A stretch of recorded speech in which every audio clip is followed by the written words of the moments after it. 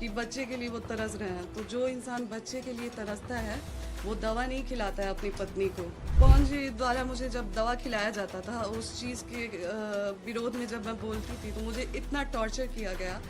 गर्भपात का दवा खिलाते थे मुझे। बच्चे की बात रही कि बच्चे के लिए वो तरस रहे हैं। तो जो इंसान बच्चे के लिए तरसता है वो दवा नहीं खिलाता है अपनी पत्नी को।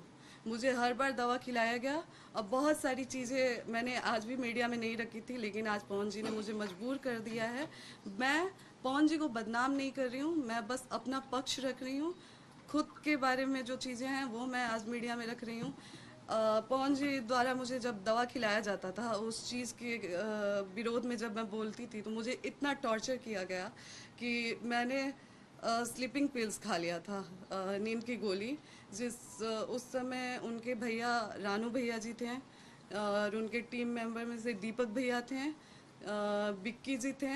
रात के 2 बजे वो लोग मुझे उठा के हॉस्पिटल ले गए और वहाँ पे मेरा इलाज हुआ। हॉस्पिटल का नाम मैं आपको दिखाती हूँ। कौन सी दवा देते थे ज्योति जी, बता सकती हैं क्या? जी वो जो गर्भपात का दवा खिलाते थे मुझे। और अच्छा, आपने एक कंडीशनल जवाब दिया ज्योति जी, अगर मान लीजिए बीजेपी, जेडीयू, आरजेडी कोई आपको अपनी तरफ से टिकट ऑफर करती है तो क्या आप चुनाव लड़ना चाहेंगे? अगर पवन जी पत्नी के रूप में मुझे स्वीकार करते हैं तो मैंने पहले भी बोला है और अभी भी बोल रही हूँ कि मैं चुनाव नहीं लड़ूंगी।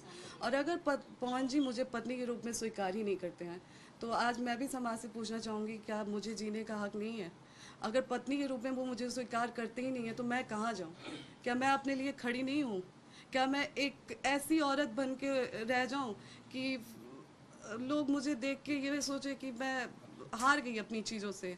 आज मुझे कई महिलाएं देख के उनको हिम्मत मिल रही है। कल जिस हॉस्पिटल में मैंने नींद की गोली खाई थी उसके बाद रानू भैया के द्वारा वहाँ पे पवन जी के पहले की टीम में से दीपक भैया जी थे, रानू भैया जी थे और बिक्की जी थे। हॉस्पिटल का नाम ये हॉस्पिटल है जिसमें मुझे 2 बजे रात को ले जाके इलाज करवाया गया। मैं कौन सा हॉस्पिटल है?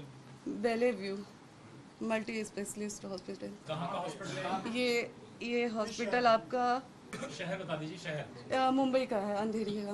देखिए, जब हमारे पिताजी ने उनसे हमारी शादी की तो हमारे विदाई के समय उन्होंने एक ही चीज़ हमारे कान में डाला कि बेटा आपकी शादी आम लोग से नहीं हो रही है, आपकी शादी एक स्टार से हो रही है और आपको जीवन में कहीं ना कहीं कॉम्प्रोमाइज़ करके चलना होगा। तो इस चीज़ का ध्यान रखिएगा।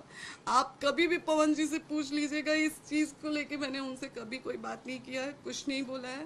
हालांकि बहुत सारी चीज़ें ऐसी हैं जो बहुत सारी चीज़ें एक पत्नी होने के नाते कोई पत्नी नहीं बर्दाश्त करेगी। और मैंने बोला है ना, समय और अगर ज़रूरत पड़ेगी, एक बार पवन जी अगर लाइव आके बोल देते हैं कि आप मैं नहीं कर पाऊँगा कुछ भी, जो भी चीज़ें हो नहीं रह पाऊंगा आपके साथ, आप मेरे लिए मेरे जो भी आपका साक्ष्य वो रख दीजिए तो मैं रख देती हूँ। उन्होंने कह दिया है कभी आपसे नहीं चल सके जो नाम आए तमाम रिश्तों को लेकर के, आपने कभी उनको जी नहीं, कभी नहीं।